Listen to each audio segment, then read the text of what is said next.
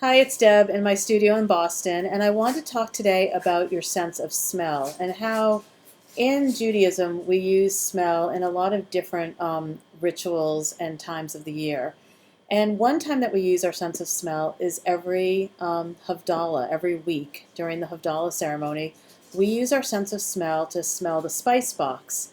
And what we've been thinking about today is that we are very acclimated to using certain smells within our spice box, like cloves or cinnamon. We kind of have a very set um, kinds of spices that we use. So today I want to talk about how we activate our sense of smell through drawing. So we're going to do a couple of exercises that I like to do with my students to use drawing as a way to kind of smell in a deeper, more connected way. And then I was going to show you how to make a very simple spice box or a spice Havdalah box that you could kind of change up different spices in and kind of think about ways to kind of push your sense of smell each week when we do Havdalah. So if you celebrate Havdalah in your home and you have some different spice boxes, you can activate your smelling in different ways, which I think is really important. So we start to connect to our senses in kind of different ways, and therefore broaden our kind of the way we kind of see the world and experience the world through our different senses. So if we start to open up our senses at home and every week, how does that kind of help us be more open to the world around us, to different ways of the people in the world or ways that people do things?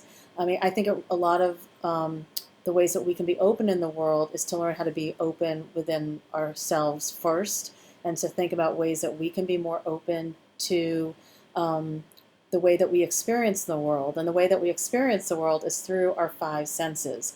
And one of those senses is smell. And I think it's interesting that even in Shabbat and Havdalah, we are using our senses, our five senses, in different ways.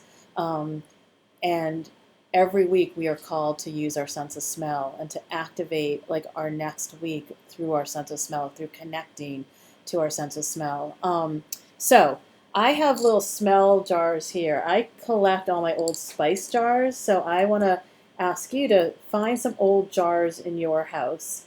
And so I put different smells in these jars. And so the first thing I want you to do is to collect just some different smells in your house. So in this one, I have some chocolate, some cloves, which we just were talking about. That is in most spice boxes. We have cloves, cinnamon sticks, and coffee beans. I didn't even remember. I've done this for so long. So what I want you to do is to take, and I'm not going to do all of these. I'm not going to spend too much time. I want to give you kind of some insight into why we're doing this, and then have you choose. You could do 8 smells. You could do 2 smells. You could collect a bunch of different smells over the course of the week.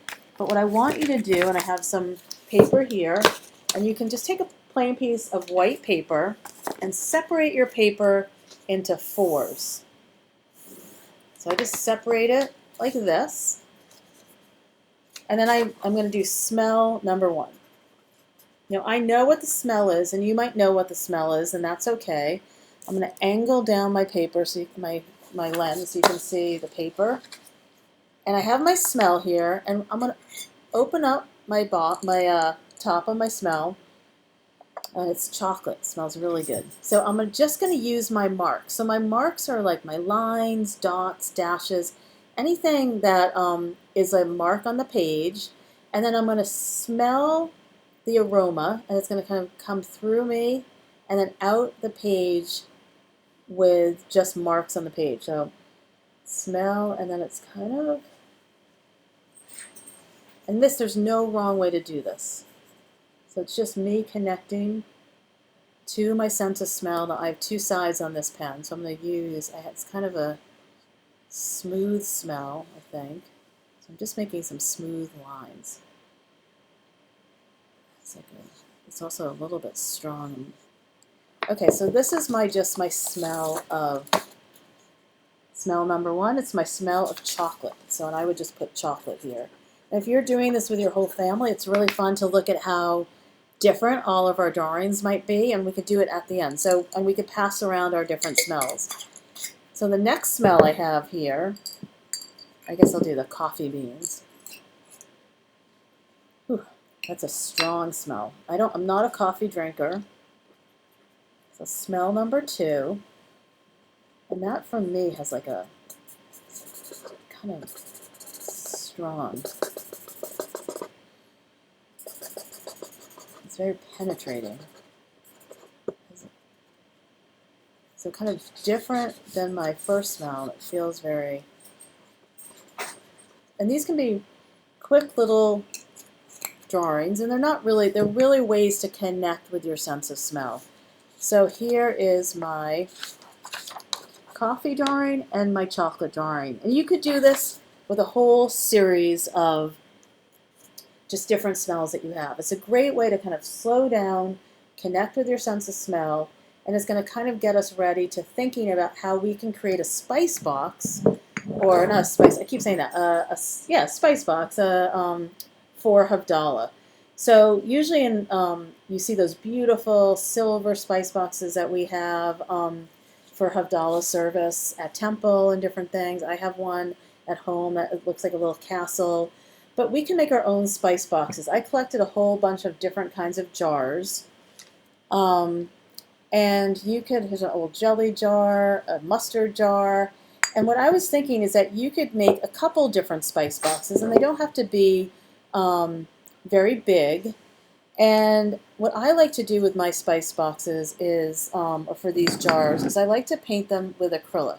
So you can see here, I painted these with just white acrylic, and over here I have one that's with red acrylic. And since these are, let me just move the paper here. So I have my acrylic here. Acrylic does not come off your clothes. So if you're using acrylic, just make sure that you're using clothes that you don't mind getting dirty. And so I have my acrylic here, and I have some brushes. And I'm just going to make, and you can just pick colors that you like to paint on the jars. So what jar do I want to use?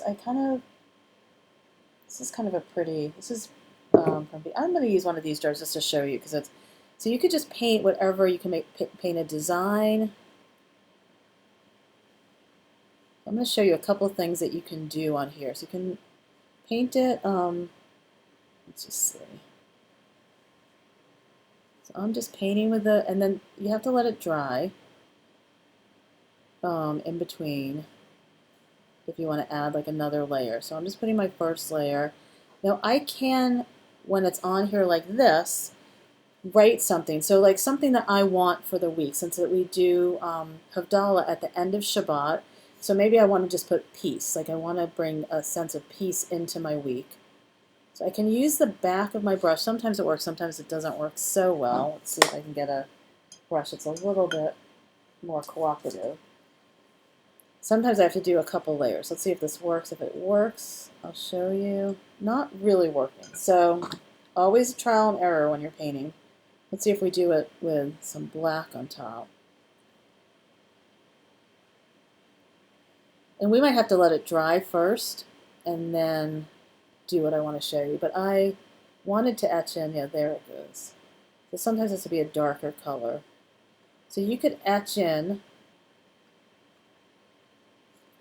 just the word peace onto that and let it dry. The other thing that you could do, which I wanted to show you, is you could take some paper, and if you wanted to do some collage on the, so I was trying to think of things that you could put on your jar that would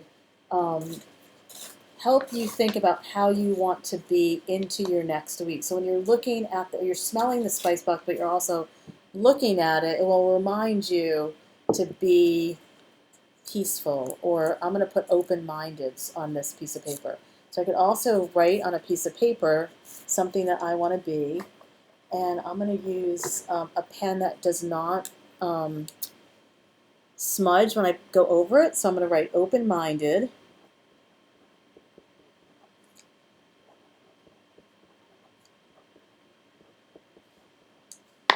And I'm going to put that on the other side over here. And I'm going to use a special glue that's called Gel Medium. Now you could use Mod Podge, you could use, doesn't work great, you could use Elmer's, it would be fine, it just is, you could not get it wet. So this is a special gel medium that will dry perfectly clear, Oh, I'm losing my, okay, so I'm going to put a little bit of this onto the jar, and you're going to see it, but it will dry so you won't see it at all. And then I'm going to stick my word right on top. I'm just going to collage it right on where it says open-minded, and then I'm just going to put some of this right on top. So you can see open-minded there. So on each side, or you could collage a bunch of words, each side you could do something different. I could add, I really like this color blue, so I could add this on the side of open-minded, and then when it dried I could go right over it and put like a yellow wash if I wanted. And I can also write into it. I can make like a little design. So you can make these however you want. And if there's any kind of words, I have some like spice thing right there. I'm just going to use my darker red. I'm going to add a little bit of my black to that red. And I'm just going to cover right over that, and you won't even see it. So now the question is, what do we want to put into the spice box, or into our little, and like I said, I think we could make a couple of these, so every week you could have different smells that you're smelling in your Havdalah service. And then it really breaks us out of just smelling cloves and cinnamon. What are some other ideas that you could use to put into your spice box that kind of will awaken different kinds of senses, will awaken new senses for you and for your family? So you can make a list of different things that you want to collect, different kinds of senses. I mean, not senses, smells. You don't want to collect senses, you want to collect smells. So what are some different smells that you could collect and start to have a whole collection of different spice boxes that you make out of your old spice jars or old honey jars. Or so this is just a start. You can see it's wet and not perfect. You know, there's no perfect, but there's things I want to do. But I want to. This is like my first layer, and then once it's dry, I can add. So I have this red. I might add some more text. So I have the open-minded on one side, I have peace on the other side. I might put flowers on it. I might decorate the top.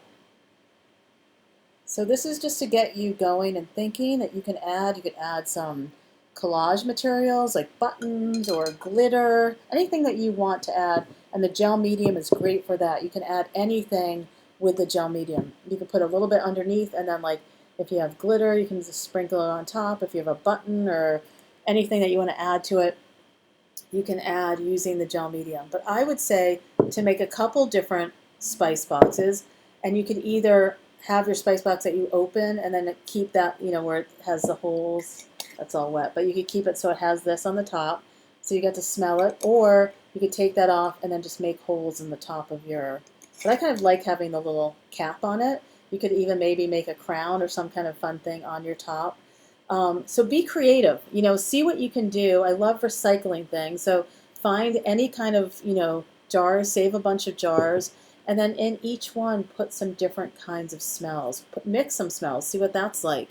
You know, I'm sure there's lots of ideas. I know that in the 10 Days, 10 Ways, they have some ideas of different things that you could use for Havdalah from different cultures and what they use in their spice boxes. But be creative, create a whole bunch of, you could create one or a series of spice boxes that you can use during Havdalah service, but try to awaken your sense of smell. Do it a little bit of drawing to get going, to smell them, to connect to your sense of smell, and then make a spice box that you can keep and do the Havdalah service every week in your home. Okay, thanks for joining me. Bye-bye.